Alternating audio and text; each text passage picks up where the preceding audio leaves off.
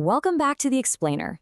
Okay, today we're unrolling the blueprints of a totally theoretical, highly detailed, resource-based economy. And honestly, this isn't just some vague sci-fi concept. It's a meticulously structured system designed to completely rethink how human society operates, literally from the ground up. Think about this for a second. What if we actually replaced money with math and politicians with engineers? We're going to dive into this massive thought experiment and explore a world that just completely removes traditional politics and paper money. Instead, it replaces all of that with thermodynamic math and algorithmic governance. We're looking at a master blueprint for a society that relies entirely on resources, data, and actual human utility to govern itself. Here's our roadmap for this macro to micro tour. We'll hit global governance, the 15 sequences, the innovation economy, math and social credit, digital democracy, and finally, systemic safeguards. We're starting at the planetary level and zooming all the way down to how an individual citizen works, spends, and votes. Let's get right into it. First up, Section 1, the Global Governance Matrix. Let's see how this builds from the top down. You can think of this as the ultimate separation of powers. Traditional, corruptible politics are replaced by an objective, three-layer administrative matrix. You've got your horizontal layer. These are the planetary accountants, the Global Resource Board. They calculate the Earth's raw inventory and enforce a global carbon ceiling. But get this, they actually have zero regional power. Then, dropping down to the vertical layer, you have borderless multinational organizations focused entirely on science and universal design standards. And finally, at the operational layer, you have 8 continental technates. These are regional branches defined by ecological boundaries that physically build out those universal blueprints. Moving right along to Section 2, the 15 operational sequences. So if we zoom into those regional branches, we see the real internal machinery of a technicate divided into 15 specific operational sequences. The absolutely crucial point here is that instead of a bunch of independent, competing corporations, this society functions way more like a biological organism. You have the industrial wing acting as the muscles, doing the heavy lifting with primary energy generation, automated vertical farms, and deep recycling to convert energy into physical matter.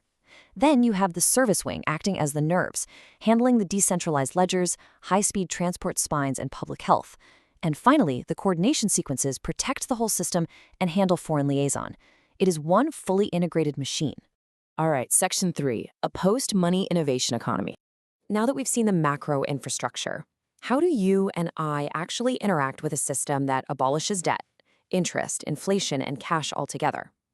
Well, you'd operate on a dual-metric digital ledger. You've got a spendable wallet for unlocking luxuries, but you also have a lifetime contribution tracker.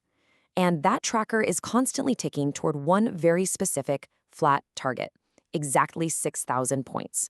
The very moment your lifetime contributions hit that 6,000 point mark, you achieve permanent, guaranteed retirement.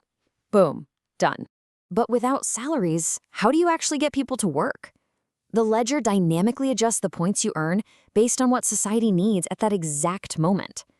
Take the critical demand here, for instance. If you step up to tackle emergency repairs or a healthcare shortage, you're earning a massive 200 points a year. That puts you on the fast track to retirement in just 30 years. On the flip side, if you're coasting in a saturated, highly automated field, you're looking at just 50 points a year, which stretches your working years to a pretty lengthy 120-year sabbatical. It's mathematically distributing the workforce precisely where the system needs it most. Now you might be wondering, and it's a totally fair question, what if my spendable wallet completely empties out? What if it hits zero? Well, because routine manufacturing is entirely automated by unstaffed public utilities, every single citizen is guaranteed what's called the Bronze Baseline Survival Standard. Standard housing, transit, basic high-speed data, and complete nutrition cost absolutely 0 points. It is a universal human right. This structurally frees humans, once and for all, from doing repetitive manual labor just to stay alive. Since we don't have to toil just to survive, human labor shifts almost entirely to innovation. When local collectives introduce new luxury goods beyond that baseline, an automated enterprise bonus loop kicks right in. Once a product is successfully distributed, a smart contract awards organizational points. Notice how this breaks down. 30% of the points go straight to the specific designers who dreamed up the blueprint, but a massive 70% is split evenly across all the support staff. We're talking everyone, right down to the cleaning crews. The whole collective shares in the success. Which brings us to Section 4, algorithms and social credit. We still have finite physical resources on Earth, right? So how does the society manage the queues for those new luxuries without someone in an office playing favorites? It's all dictated by automated algorithms. The master point calculation formula looks at real-time waitlists versus actual physical availability to find the scarcity ratio. It also tracks user satisfaction. Pull off a flawless transaction and your collective gets a sweet 1.2 times multiplier, but rack up valid grievances and it drops to 0.5. And the biggest factor is the carbon deficit penalty. If a luxury item creates a high environmental impact, the organization suffers a severe mathematical deduction, forcing them to innovate until it's eco-efficient. So let's say you're waiting for a limited luxury item. The system breaks ties using a two-pillar social credit system.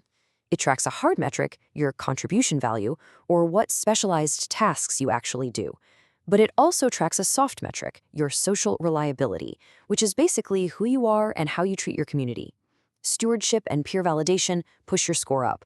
Wasting resources or intentional malice, that drops it fast. A major systemic violation drops you to the absolute back of the luxury line, completely regardless of how many points are in your wallet.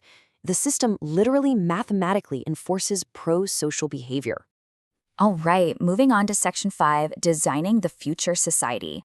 Without politicians to pass zoning laws or approve budgets, how do everyday citizens shape their cities? They completely bypass lobbying and use a direct software pipeline. Let's say your neighborhood wants a new recreation center. Stage 1 is the civic spark. If 10% of the district crowdsources the idea, it unlocks. Stage 2 is the algorithmic sandbox, where citizens co-design the layout while the AI tracks the live carbon footprint. Stage 3 stress tests that blueprint in a hyper-accurate digital twin virtual reality simulation of the city. Finally, they use quadratic voting. Once a 70 to 80% consensus is hit, and it fits the carbon budget, construction drones are just automatically deployed to build it. Direct, digital, and physically automated. And finally, Section 6, Built-in Systemic Safeguards. Any system run by math absolutely needs strict safety nets to prevent things like homelessness or ecological collapse. So check out these brilliant fail-safes. First, there's a 2-property cap to prevent hoarding. Now, let's say you lease a gold luxury villa but completely run out of points. The system gives you a 3-month grace period. Over 90 days, your villa slowly transitions. The energy shifts back to baseline, network speeds throttle down, and the automated kitchen restricts output to baseline nutrition. On day 90, you are gently transitioned right back to your guaranteed bronze baseline unit. You never, ever face the streets. Plus, if an entire Technate mismanages its carbon budget and hits 0, a regional hard shutoff freezes all luxury venues until balance is restored.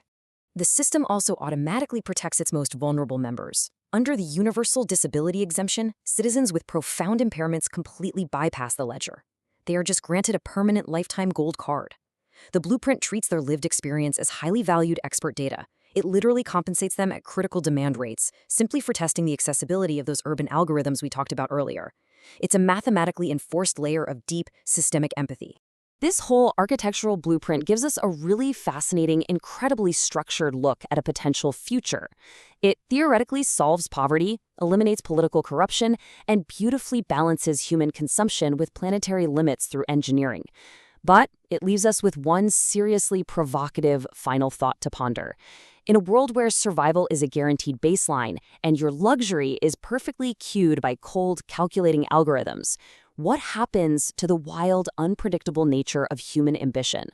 Do we thrive in the sandbox, or do we eventually just want to break the machine? Think about that, and I'll catch you on the next explainer.